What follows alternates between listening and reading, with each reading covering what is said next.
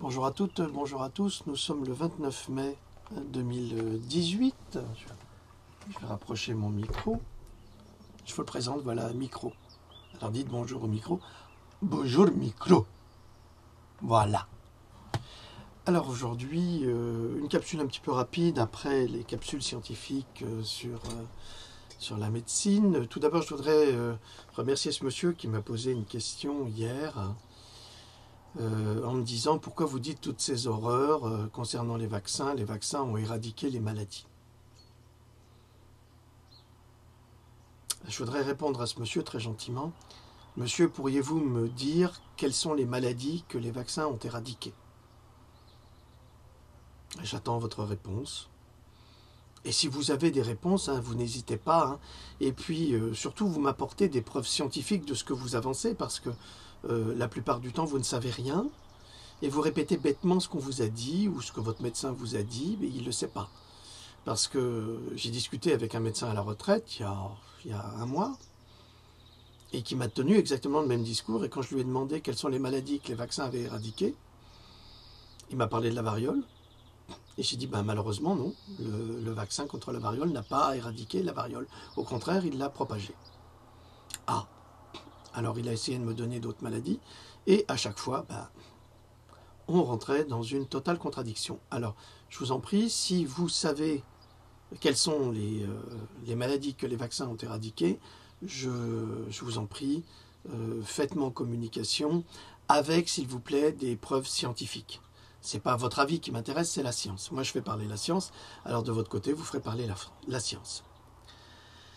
Alors, ça c'est une réponse enfin, c'est pas une réponse, c'est une réponse à la question qui m'a été posée, et je repose une autre question en échange pour qu'on puisse dénouer, si vous voulez, ce nœud gordien qui pose un véritable problème à de nombreuses personnes aujourd'hui.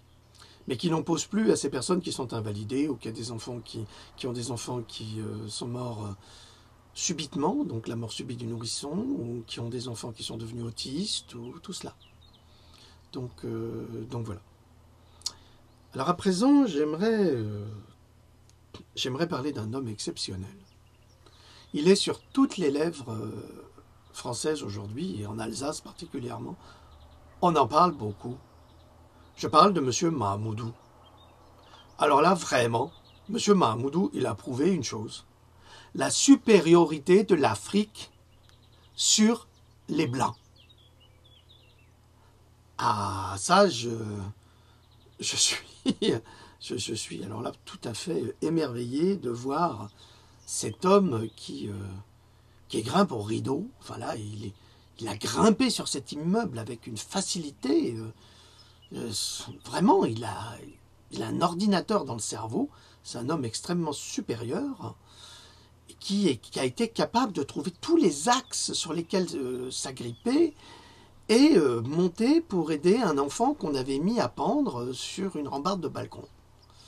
Ah oui, il a été exceptionnel. Alors là, bravo, monsieur, ce que vous avez fait, c'est admirable. Admirable. Le geste, là, vraiment, c'est admirable. Sache-toi dire que moi, avec mon muscle Cronenbourg, jamais je fais ça. C'est impossible, quand tu fais un normal. Mais ce que je dois dire quand même, c'est que le Horschlor qui était à côté, là, le type, là, avec la barbe, le blanc, il a-tu pipé le sketch dans les bras ou quoi? Et incapable de tirer un gamin. Vraiment, là, je comprends pas. Le type, il est là. La bonne femme, elle est là.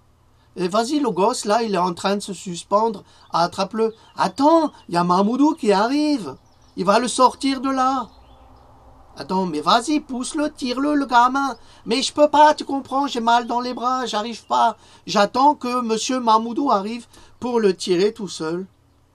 Attends, je vois une panthère qui arrive et qui grimpe. Il grimpe au rideau comme ça, mais je rêve, mais je le laisse. Je suis admiratif. Mais rattrape le gamin.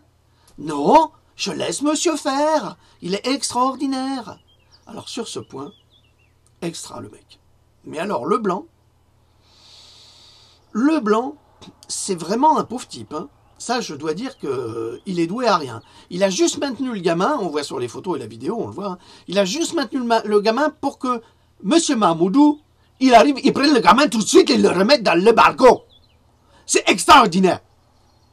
Et alors là, ce qu'il y a de plus extraordinaire, c'est que le petit Bokassa, qui est revenu de Russie, il s'est dit, c'est pas possible. J'ai Mamoudou, il a sauvé un gamin. Ça marche très bien, je vais le recevoir chez moi. Et incroyable, le grand Malien, costaud, Maous costaud, hein, le grand Malien, il est reçu par le petit Bokassa. Extraordinaire. Le type, parce qu'il a fait quelque part une violation de domicile, hein, il a escaladé une façade, c'est interdit d'ailleurs. Il a escaladé une façade pour sauver un enfant qui était maintenu par un blanc barbu, qui n'a même pas été capable de tirer un gosse. Alors par expérience. Évidemment. Quand nous étions en crèche parentale, il y avait un gamin qui a mangé un bonbon et qui s'est étouffé. Et la mère, complètement folle et hystérique, « Ah, mon fils s'étouffe, mon fils s'étouffe !» C'est vrai, hein, c'est la vérité absolue, ça. Incapable d'agir sur son fils, elle, « Ah, mon fils s'étouffe, mon fils s'étouffe !» Je me dis, mais et je regardais la nana, je me dis, mais qu'est-ce qu'elle a, cette connasse? Qu'est-ce qu'elle attend pour sauver son fils? La voyant qui continuait à hurler, « Mon fils s'étouffe, mon fils s'étouffe !» J'ai pris le gamin, je l'ai retourné, je l'ai secoué, et le bonbon est parti. Bon, elle m'a même pas dit merci. Hein. Elle a jamais été redevable de quoi que ce soit. Je m'en fous, je l'ai pas fait pour ça. J'ai sauvé d'ailleurs cet enfant de l'étouffement. Mais ça a été très rapide. Ça m'a pris quoi? 2 secondes. Alors, quand on est dans ces situations, on réfléchit pas, on agit. Mais le blanc, là, sur le balcon, il n'a pas beaucoup agi. Hein. Alors, puisqu'on a donné la nationalité, enfin, on a régularisé la situation de M. Mamoudou. D'ailleurs, toute la communauté africaine se moque de M. Mamoudou aujourd'hui. Hein. Ils sont tous en train de lui casser du sucre sur le dos. Je ne sais pas si c'est par jalousie ou si c'est parce qu'ils ont compris que c'était une arnaque. Mais en tous les cas, puisqu'on a régularisé M. Mamoudou, je voudrais qu'on dérégularise le couple d'à côté pour non-assistance à la personne en danger et mise en danger de la vie d'autrui. Ben oui, parce qu'ils ont forcé M. Mamoudou à grimper. Il aurait pu tomber. Mais non, il ne peut pas tomber, c'est un grimpeur professionnel. D'autre part, ça c'est l'Alsacien qui parle. Yo, mais was ist? Moi j'achète un appartement dans le 18e. Je veux être sécurisé. Je porte plainte contre les architectes. Pourquoi? Mais parce que, tu te rends compte, la nuit, peut-être un migrant, je ne sais pas, un voyou, un gangster, il escalade mon immeuble, il vient en cachette, il me sodomise. C'est incroyable, je ne peux pas. Aïe, oh, ça c'est impossible. Hein. Moi je porte plainte, j'ai acheté un appartement sécurisé qui n'est pas sécurisé. La preuve, M. Mamoudou l'a prouvé. C'est un scandale.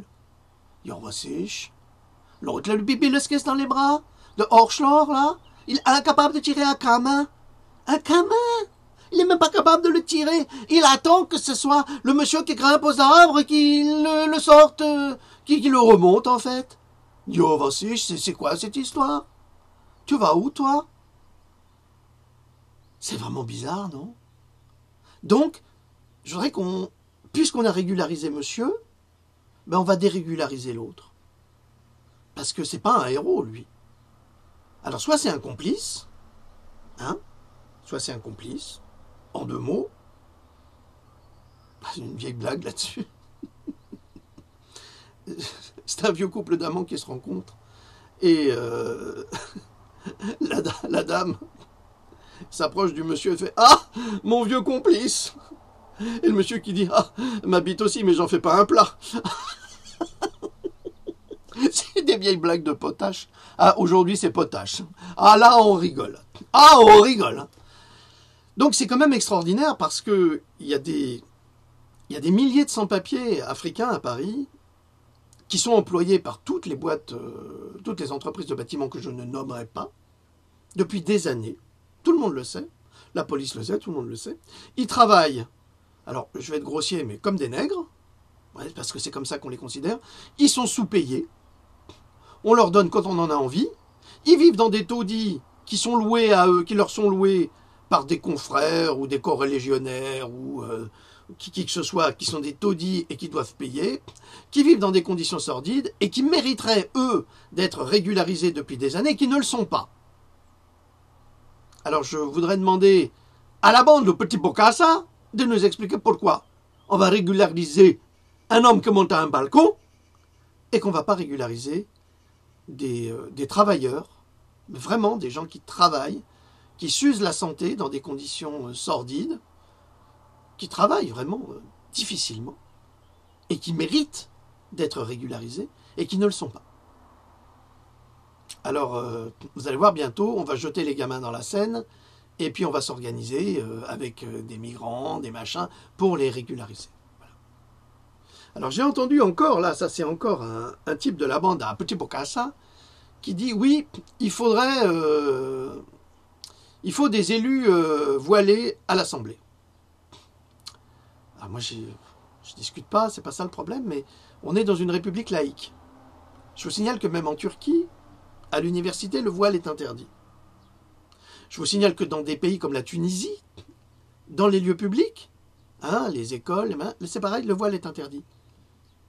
Donc c'est quand même extraordinaire que dans des pays qui sont musulmans, on interdit le voile puisque c'est des républiques laïques, même si M. Erdogan est... pour qui j'ai le plus grand respect, malgré tout. Parce que moi j'ai connu la Turquie avant Erdogan et après Erdogan. Mais je peux vous assurer qu'il a fait de la Turquie, comme Atatürk, un pays extrêmement moderne et très évolué. Alors évidemment, il y a des problèmes. Il y en aura toujours. Je ne dis pas que M. Erdogan, c'est tout blanc. Non. Tout gouvernant a des zones d'ombre, c'est évident. Mais si vous regardez la Turquie aujourd'hui, c'est une grande puissance, une très grande puissance, extrêmement moderne, et bien plus riche que la France, contrairement à ce que vous pouvez imaginer. Même s'il y a beaucoup de Turcs qui sont pauvres, mais je peux vous dire que quand les Turcs sont riches, les riches en France, c'est rien. C'est rien du tout. Ils sont multimilliardaires. Hein. Donc, en Turquie, il y a beaucoup plus de liberté qu'on l'imagine. Contrairement à ce qui se passe en France, ils sont beaucoup plus accueillants que nous, les Français. Alors, sur l'immigration, il est évident que nous avons besoin, que l'Europe a besoin d'une certaine immigration. Mais pas des millions. Peut-être 100 000, 200 000 personnes. Mais des millions, c'est pas possible. On l'a vu là, dernièrement à Paris, où on a commencé à évacuer tous ces Africains qui se trouvaient à dormir sur les trottoirs de Paris, dans des conditions sordides, parce qu'il n'y a pas d'accueil pour ces gens-là. Il n'y a pas d'accueil déjà pour nos SDF, il n'y en a pas pour eux non plus. Donc tout le monde dort dans la rue, c'est vraiment le Capharnaüm. Évidemment, ces personnes viennent dans des conditions d'hygiène absolument sordides, et ils apportent avec eux des maladies. Et c'est pour ça que la mairie de Paris a finalement décidé de les évacuer, parce qu'eux, ils étaient porteurs de la gale, qui est très, très, très, très contaminante, évidemment, et également porteurs de la tuberculose. Et on n'a plus vraiment d'antibiotiques pour lutter contre la tuberculose. Donc, comme je l'ai déjà dit, on va vacciner nos enfants qui ne sont pas malades, alors qu'on devrait traiter ces gens-là qui arrivent dans des conditions sordides et qui sont traités, mais comme des chiens. Après, il ne faut pas vous étonner qu'il y ait une réaction de leur part. Parce qu'on leur a vendu la France, l'Allemagne, tous ces pays comme des pays de cocagne. Et les pauvres qui sont ignorants arrivent en France et en Europe dans une totale crise économique où les habitants du pays n'ont même pas de quoi se nourrir pour certains. Ils vont manger au Secours populaire, ils vont s'habiller au Secours populaire ou à la Croix-Rouge, parce qu'ils ne peuvent pas faire autrement. Et des pauvres arrivent dans une société riche qui s'appauvrit de plus en plus. Et ils ne comprennent pas ce qui se passe. Parce que pour eux, nous, on est riches. Alors pourquoi je peux parler comme ça, moi, personnellement, moi-même? C'est très simple, parce que j'ai une double origine, à la fois française et hongroise, et que ma tante, la sœur de mon père, qui vivait à Budapest avec un époux qui était à la fois chirurgien dentiste et médecin, et qui était très bon d'ailleurs, Hein, on peut être les deux parce que là-bas, il y a de l'excellence, si vous voulez. Contrairement à ce que vous pouvez imaginer avec toutes les fausses informations que vous avez. Ça serait bien de vous informer, puis d'aller en Hongrie pour connaître ce pays extraordinaire avec une culture remarquable. Bon, évidemment, il y a toujours des problèmes, et ces problèmes sont liés à cette migration. Mais il faut comprendre aussi, hein, c'est comme si on disait à Israël, aujourd'hui, écoutez, vous avez 2 millions de migrants, allez, on va vous donner 3 millions de migrants musulmans, alors que la population d'Israël, c'est 8 millions, je crois. Vous croyez vraiment que les Israéliens vont accepter ça? Ah, ils ont fermé les portes, hein. Ils sont voisins de la Syrie, ils n'ont pas pris un seul Syrien. Mais il faut dire aussi que les Saoudiens, qui ont des camps, avec la clim et tout, des camps absolument incroyables, ça c'est le petit qui joue avec une bouteille. Il faut dire que les Saoudiens, qui ont des camps pour accueillir plus de 100 000 réfugiés, n'ont accueilli aucun réfugié syrien. Les Qataris n'ont accueilli aucun réfugié syrien. Ils sont musulmans. Tous les deux sont musulmans. Mais oui, mais c'est pas les mêmes musulmans, alors ils n'en veulent pas. Et il y a même un cheikh qatari qui avait déclaré, écoutez, on leur rend service parce que nous, vous voyez, on vit avec un standard de vie qui est très élevé et on ne veut pas leur faire honte, alors on ne va pas les prendre pour les aider. Alors on préfère les envoyer, leur faire traverser la mer, enfin tout ça. C'est pas un problème. On est juste voisins, mais on va les envoyer en Europe. Non, mais ils sont voisins, vous regardez une carte, ils sont à côté, hein. C'est un saut de puce. Ben non, on les prend pas. On les envoie ailleurs. Allez, dégagez, dégagez, dégagez. Et puis évidemment, ça cause énormément de problèmes. Et puis, souvenez-vous quand même que on a une politique qui est très en faveur de cette migration forcée, de ce flux migratoire, qui est absolument illogique par rapport à nos besoins, puisque toutes nos entreprises, à cause des impôts, foutent le camp. On les comprend. On les comprend, elles en ont marre, elles ne veulent pas payer. Mais c'est des entreprises très riches, très très riches. Donc elles foutent le camp et elles vont faire travailler les Chinois, elles vont faire travailler les Vietnamiens, les Thaïlandais. C'est très pratique de faire travailler tous ces Asiatiques parce qu'en même temps, on leur apporte, notre expertise, Ce qui fait que eux, après, une fois qu'ils ont cette expertise, c'est très simple, ils n'ont pas besoin de nous. Les Chinois, par exemple, qui vont construire, qui vont réaliser, vous savez, ces valises comme Samson, là, Samson Knit, eh bien, ils vont les fabriquer pour les propriétaires qui sont des Occidentaux, mais à côté, ils vont faire une chaîne de copies à l'identique qui vont vendre comme des sous-produits à moitié prix. Et pour Apple, c'est pareil. Ils font fabriquer en Chine, et puis vous avez des iPads chinois, vous avez des copies d'iPhone chinois, vous avez plein de choses. Donc on leur apporte une expertise, eux ils sont très intelligents, donc qu'est-ce qu'ils font? Ils piquent cette expertise, et ils réalisent eux-mêmes après, en prenant la technologie de Samsung, en prenant la technologie de Apple, ils font des marques de téléphone chinois, d'excellente qualité d'ailleurs. Vous avez je ne vais pas parler des Asus et compagnie, mais vous avez des excellents téléphones chinois très compétitifs et qui sont hyper mieux fournis que les grands et qui sont 2 fois moins chers et tout aussi efficaces. Donc, et c'est comme ça qu'on ruine un pays. C'est-à-dire qu'on va permettre à des identités d'exporter leur travail ailleurs pour ne pas payer d'impôts, de taxes, et pour empêcher le pays de se développer. Ensuite, on va laisser ce pays s'autodétruire, puisque vous savez que toutes les grandes entreprises licencient, et de plus en plus. Puis après, on va vous inventer un flux migratoire en disant que c'est ce flux migratoire qui va sauver la France. Mais en quoi des personnes qui sont... Alors, il y en a certaines qui sont éduquées, quand même. Il y a des gens qui ont des diplômes, il y en a certains, pas tous. C'est pas du tout une majorité.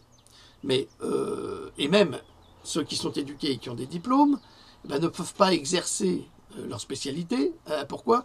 Parce que leurs diplômes ne sont pas reconnus par le système français. Donc là-dessus aussi, il y a un hiatus. Alors, on va retrouver des gens qui vont arriver, qui parlent mal le français, qui ne savent pas le lire. Alors, évidemment, de préférence musulmans, parce qu'on a signé un contrat dans les années 70, c'est merci Giscard, avec les Saoudiens et les Qataris, et on va gommer d'un trait des siècles, mais vraiment des siècles, de défense de l'Europe contre l'islam. Parce qu'il faut se replonger dans l'histoire. Là, c'est pas du tout du racisme, ça n'a rien à voir. Mais l'Europe a été menacée pendant des centaines d'années par l'Empire ottoman à l'est, ah bah oui, et au sud par les Maures. Bah, oui, on le sait, hein, il suffit de visiter l'Espagne pour comprendre cette influence extrêmement importante des Arabes, qui étaient de fiers combattants, et des Ottomans, qui étaient encore plus terribles. Je vous rappelle quand même que celui qui a pris Jérusalem, à la deuxième prise de Jérusalem, était un Kurde. C'était Saladin, ou Salahaddin, et qui, lui, a dirigé les tribus et les soldats arabes et ottomans. Autrement dit, c'est un peuple très puissant. Et à l'est, ce sont les Magyars, les Hongrois, les Serbes, les Polonais, qui ont bloqué, si vous voulez, l'avancée des Ottomans en Occident. Aujourd'hui, les portes sont grandes ouvertes. Et on s'étonne pourquoi les Hongrois ne veulent pas laisser rentrer une émigration musulmane dans un tout petit pays qui a été fragmenté à 2 reprises au traité de Trianon en 1919, où on a vraiment coupé la Hongrie de toutes ses ressources, puisqu'on a coupé la Transylvanie, on l'a offerte à la Roumanie, on a créé une quantité de pays, c'était la meilleure façon de diviser pour mieux régner. On a brisé l'Empire austro-hongrois également, qui comptait 28 nationalités, je crois. Parce que les livrets militaires sont clairs sur le sujet. Donc, il faut se replonger dans tout cela pour essayer de comprendre ce qui se passe aujourd'hui. Et on se rend compte qu'il y a 2 pays qui sont à la tête de cette imposition migratoire. C'est le Qatar et l'Arabie Saoudite qui ont signé un contrat qui est tout à fait légal d'ailleurs, avec les puissances occidentales, en disant on vous donnera du pétrole seulement si vous acceptez nos ressortissants, si vous leur accordez les mêmes droits, ce qui est normal d'ailleurs, et si vous leur accordez également les mêmes droits religieux, ils ont droit à des lieux de culte et ils ont droit à tout ce que nous voyons aujourd'hui. Donc nous sommes quelque part prisonniers par ces contrats, et il y a évidemment un abus évident, qui est la volonté de création d'un califat sur l'Europe. Alors qu'on pourrait très bien vivre ensemble sans avoir besoin de créer ce califat qui va vraiment balayer toute notre culture européenne. Et je pense que ça va changer en Italie, parce que vous savez que tous les jours à Lampedusa et sur les îles limitrophes, il y a 5000 migrants africains subsahariens qui ne sont pas du tout des migrants de guerre, hein, comme les Syriens, ça n'a rien à voir, qui arrivent à travers la Libye, et il se trouve même qu'il y a des bateaux qui ont été arraisonnés par la police italienne, parce que ces bateaux, qui étaient censés aider les migrants en mer, bon, c'est un bras de mer hein, qui sépare la Libye de l'Italie, et de la Tunisie d'ailleurs, eh bien, celui-ci allait les chercher directement en Libye, puis les ramenait en prétextant que ils étaient rescapés en mer. Donc il y a beaucoup de mauvaises histoires là-dessus. Il y a une grosse influence de George Soros, qui est hongrois d'ailleurs, et qui est américain aujourd'hui, et qui a été un petit peu banni par les Hongrois. Ils l'ont chassé pour le mal qu'il fait actuellement, parce que George Soros, c'est un sataniste qui a un appétit d'ogre et qui ne cherche qu'une chose, c'est s'enrichir financièrement sur le monde. À lui, il n'a pas de quartier, pas de pitié, pas de quartier, il y va. Donc on se retrouve dans une situation extrêmement complexe et les gens ne comprennent pas ce qui se passe. Les gens ne comprennent pas ce qui se passe parce qu'ils ne sont pas informés. Ils n'ont pas été informés par Chirac, ils n'ont pas été informés par Sarkozy, ils n'ont pas été informés par Hollande, et encore moins par le petit Bokassa, qui n'est qu'un petit pion au service de ces monstres, qui créent un chaos perpétuel pour que les peuples s'opposent les uns avec les autres. Comme ça, eux, ils tirent leur marron du feu systématiquement. Je vous signale également que Mercedes s'était réjoui de ce flux migratoire. Ils ont vite licencié chez eux. Ils ont embauché des migrants qui, malheureusement, ne comprenaient pas le fonctionnement des chaînes numériques, ne parlaient pas l'allemand, évidemment. Et au bout d'une semaine, Mercedes les a tous revirés parce qu'ils ne pouvaient rien en faire. Et en les virant, ils sont revenus, si vous voulez, en situation de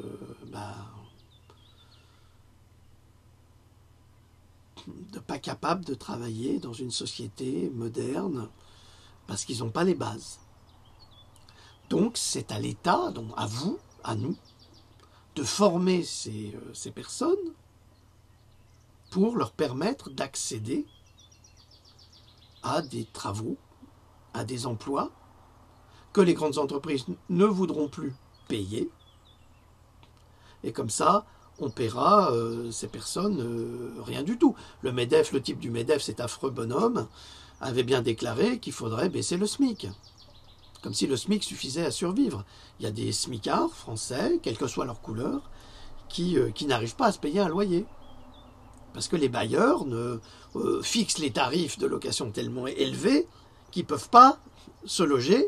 Donc ils dorment dans leur voiture, ils vivent dans des conditions sordides. C'est quand même extraordinaire.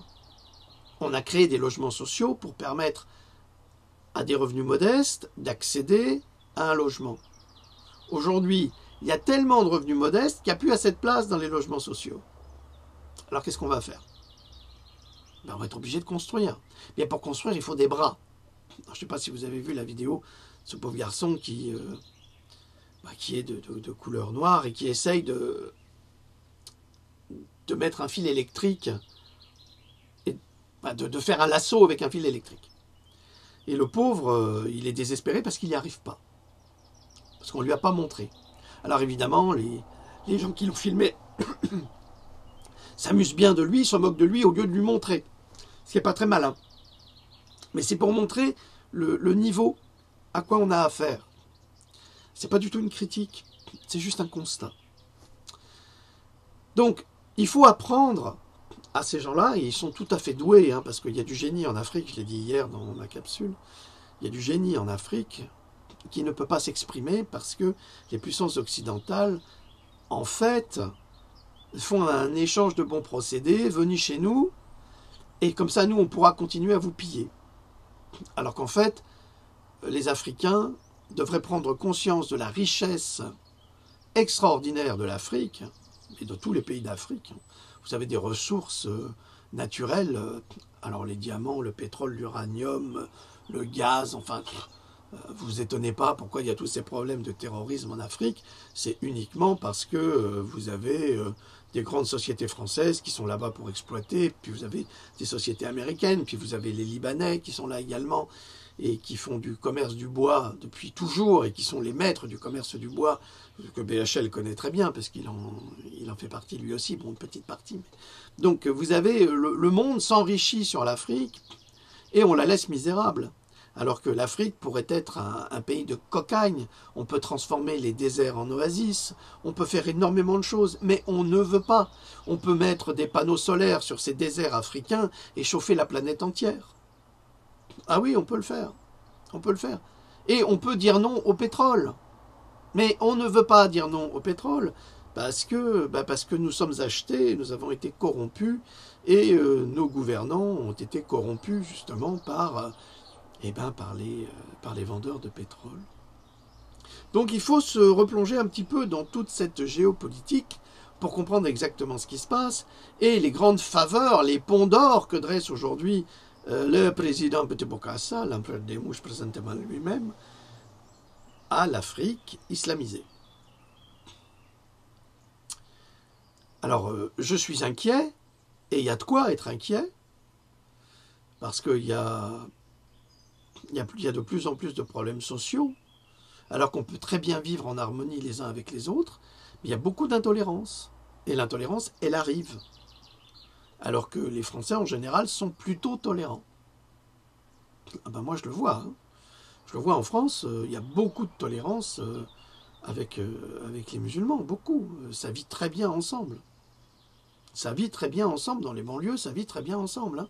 Il faut arrêter de dire n'importe quoi. Bien sûr, il y a des pommes pourries, il y en a partout. Partout. Vous savez, quand l'Allemagne a voulu rejeter des migrants violents, agressifs, violeurs et autres, et les renvoyer soit en Algérie, soit en Tunisie, soit au Maroc, et les pays d'origine n'ont pas voulu les reprendre. Ils étaient bien contents de se débarrasser de cela. Parce que dans ces pays-là, ça ne se passe pas comme ça. Il faut aller là-bas, il faut aller en Turquie. Il n'y a pas de troubles sociaux, hein, comme ça. Maintenant, ça commence avec les migrants qui arrivent.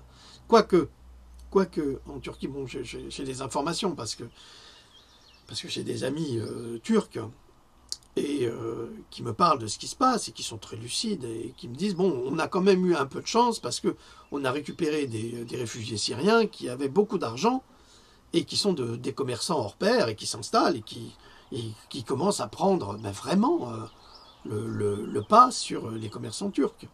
Donc ça pose évidemment des problèmes sociaux, mais c'est une vérité qui est là et qui est présente.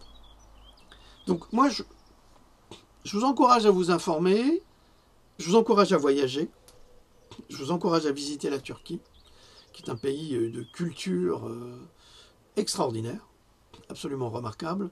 Et personnellement, j'ai été choqué quand j'ai vu cette affiche Erdogan le tyran. J'étais vraiment choqué parce qu'il a fait beaucoup de choses pour son pays. Même s'il est très radical, il a fait beaucoup de choses pour la Turquie. Et je ne comprends pas pourquoi lui, il serait qualifié de tyran et pas le président qu'on a actuellement.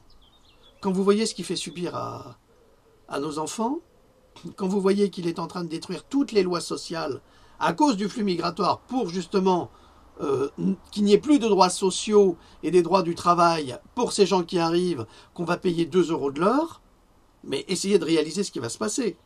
Parce que si ces pauvres gens arrivent et ils seront disposés à travailler, ils seront logés gratuitement, ils n'auront pas toutes les charges que vous avez, c'est normal, c'est normal. Mais c'est tout à fait injuste. Donc eux seront payés 2 € de l'heure, mais l'ouvrier actuel, là, qui trime déjà avec son SMIC, qui n'arrive pas à s'en sortir, mais on va le virer. On va le virer parce qu'on va prendre des gars à 2 €. En Allemagne, c'est déjà le cas. Les retraités, même en France, hein, ils tirent la langue. Hein. Ils ont travaillé toute leur vie pour une retraite de 630 €. Non mais vous vous rendez compte? Vous faites comment avec ça? Comment est-ce que vous pouvez vivre avec ça? On ne peut pas.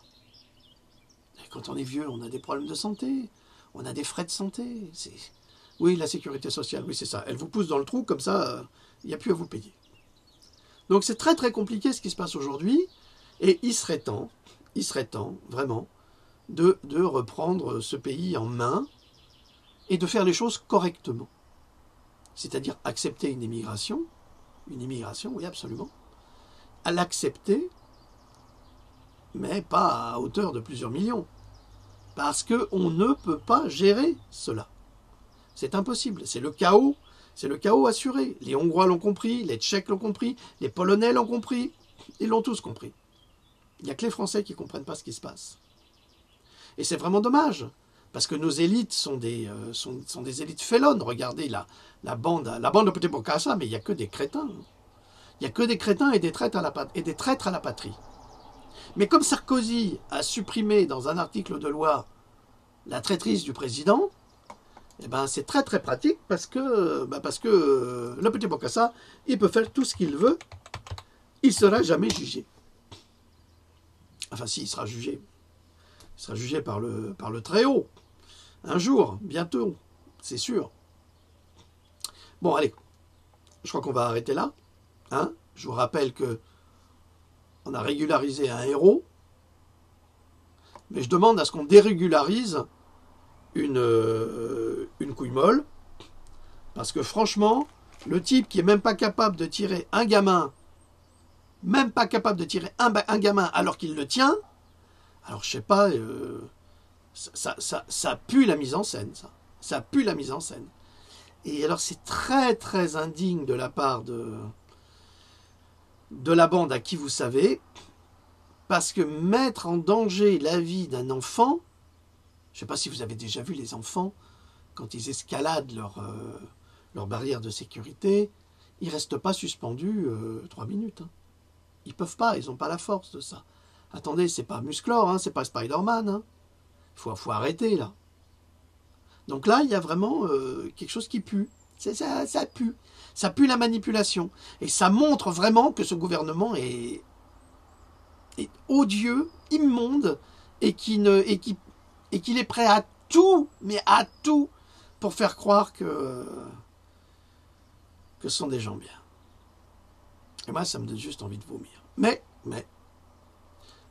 je remercie notre frère Mamoudou de nous avoir démontré la puissance supérieure du peuple africain sur le peuple blanc.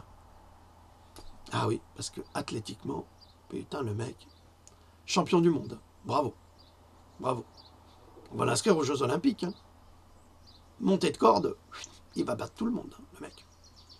Ah oui, non, mais là, ça c'est bien. Là, Macron, il a eu raison de le régulariser. Hein. Chef des pompiers, enfin tout là, le mec, c'est extraordinaire. Hein. Extraordinaire. Mais l'autre, là, celui qui tenait le gamin, ah bah celui-là, faut dérégulariser, faut le renvoyer de ce pays d'origine. Quel pays? J'en sais rien. Mais vous renvoyez ce monsieur, parce qu'il c'est un incapable, un bon à rien. Un bon à rien, un mauvais à tout. Celui-là, faut le virer. Et puis sa femme, c'est pareil. Allez, toute la famille, là, à dégager. À dégager. Il n'y a pas de raison. Et puis on va lui donner l'appartement à Mamoudou. On va lui donner son appartement, dans le 18e. Il n'y a pas de raison. Parce que l'autre, il est un incapable. Allez, à dégager.